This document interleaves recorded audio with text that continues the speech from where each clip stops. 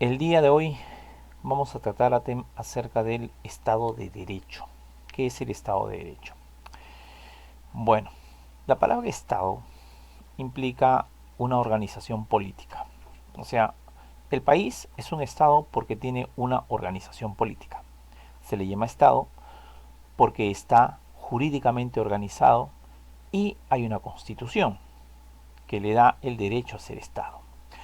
Pero cuando hablamos de Estado de Derecho, estamos hablando de aquello que corresponde a los ciudadanos, porque ya el derecho es inherente al ciudadano. Cuando hablamos de Estado de Derecho, es el Estado en el cual el ciudadano se encuentra inmerso y por lo tanto le corresponde cumplir bajo las condiciones o normas de la ley o constitución. El concepto de Estado de Derecho es un conjunto de normas e instituciones que delimitan el marco de acción de las instituciones, de sus representantes y de la ciudadanía. Ustedes ven aquí en este cuadro que dice el derecho, las normas jurídicas. Las normas jurídicas se diferencian de las normas sociales y éticas en que su incumplimiento pueden ser penalizadas. O sea, las normas jurídicas pueden ser penalizadas, en tanto que las normas sociales y éticas de repente no, quizás no sean penalizadas. Pero si estas normas sociales tienen algún vicio que altere el orden, entonces se convierten en normas jurídicas.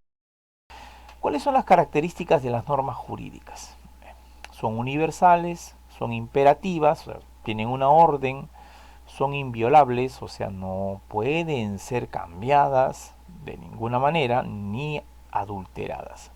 Son coactivas, inmediatas, son públicas, le corresponde a todos los ciudadanos. No son retroactivas, es decir, si hoy se da una ley, esa ley no le puede tocar al que el año pasado cometió un delito, o sea, simplemente a partir de ahí en adelante se van a sancionar a las personas que cometan el delito. El Estado de Derecho. En los regímenes democráticos como el nuestro, por ejemplo, el Estado de Derecho es un instrumento clave y existen normas e instituciones que tienen que cumplirlo y hacerlo cumplir bajo un ordenamiento jurídico. Las normas inferiores se someten a las normas superiores. La norma superior es la constitución política. Las demás normas que aparecen debajo se someten a esa norma principal o primigenia, que es la ley de leyes. La constitución, al ser básica e importante en un Estado, tiene que tener interpretación. Y por eso en este cuadro que ven ustedes, acá vemos a la Constitución acá arriba, y vemos, por ejemplo, ley orgánica, ley, resolución legislativa, decreto legislativo, decreto de urgencia. En este caso estamos, por ejemplo, el presidente está actuando bajo el decretos de urgencia, por ser una emergencia, ¿no? Que estamos pasando. Decreto supremo, resolución ministerial, resolución viceministerial, resolución directoral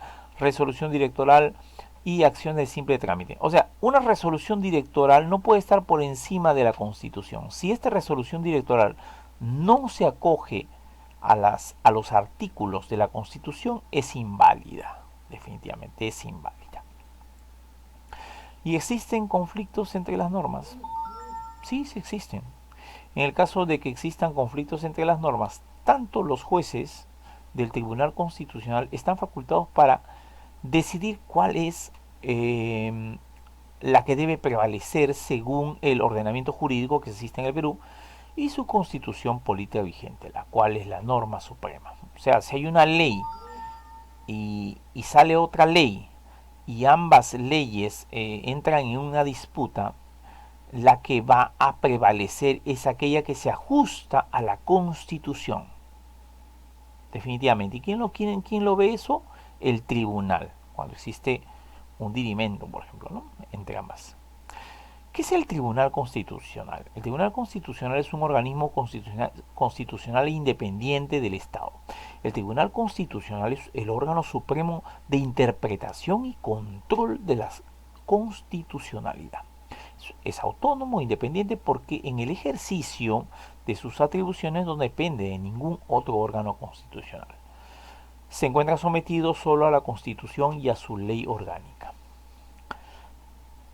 Su competencia, ¿no?, corresponde al Tribunal Constitucional conocer en instancia única la acción de inconstitucional cuando un decreto o una ley no está bajo las leyes de la Constitución, bajo los artículos de la Constitución.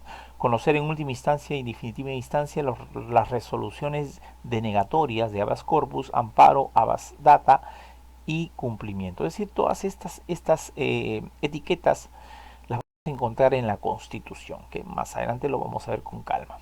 Conocer los conflictos de competencia o de atribuciones asignadas por la Constitución conforme a ley y resolver las quejas por denegación del recurso de agravio constitucional. En pocas palabras, si tú ves que tus derechos han sido vulnerados, que nadie te ha escuchado, que ves que un fallo judicial no es justo, tú recurres al Tribunal Constitucional a hacer tu queja. El Tribunal Constitucional revisa ese fallo y ve si se ha llevado el debido proceso, es decir, si ellos han cumplido las normas de acuerdo a la Constitución política. El Estado de Derecho y el ordenamiento jurídico son claves para que los derechos de las personas sean garantizados formalmente, es decir, para que sean establecidos como normas en la Constitución y que no sean invisibilizadas por intereses antidemocráticos. No obstante, como ya hemos señalado anteriormente, para garantizar el goce efectivo de los derechos de las personas se necesita mucho más que solo las leyes. La pregunta es, ¿qué más se necesita? La igualdad de oportunidades. Por ejemplo, todos somos iguales ante la ley.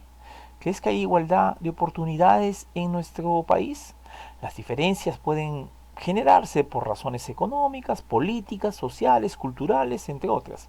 La pobreza, por ejemplo, puede generar que quienes la sufren no tengan acceso a una alimentación adecuada o a la educación de calidad. Y entonces hay gente que vive una situación del cual la Constitución no lo permite. Por lo tanto, ellos tienen el derecho de exigir que el Estado cumpla con ellos en todos sus solicitudes bajo el amparo de la Constitución política. La justicia social. ¿Qué implica? La búsqueda de justicia social es el principal objetivo, es decir, que todos alcancen los derechos, los mismos derechos, es decir, tanto el que está abajo como el que está arriba, tanto el pobre como el rico. ¿Tú crees que eso pasa en el país? ¿Tú crees que las leyes realmente favorecen más al pobre que al rico? ¿O favorecen al rico más que al pobre? Lamentablemente la realidad es otra. Las constituciones y las leyes y las normas están, pero quienes las ejecutan muchas veces ven intereses personales, intereses que van más allá de la Constitución para salvaguardar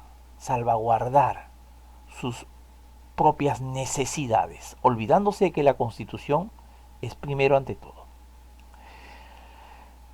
Del Estado de social y democrático del derecho. Ya no se piensa solo en los individuos, sino también en las características que deben tener la sociedad en su conjunto.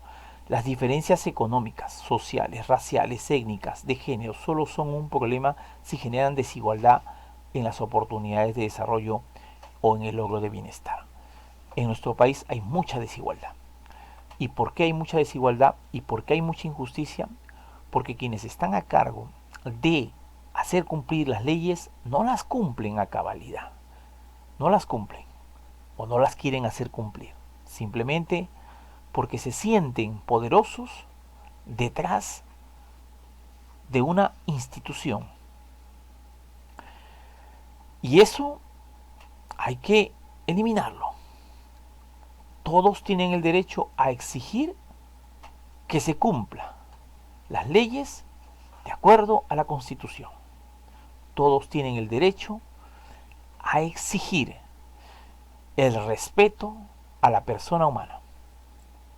Nadie en el mundo, ni siquiera aquí en el Perú, puede ser sometido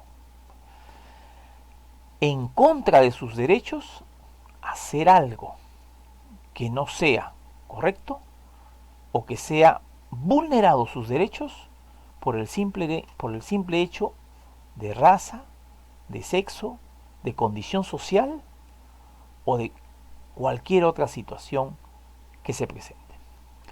Bien, alumnos, ahí los dejamos. Hasta un próximo video.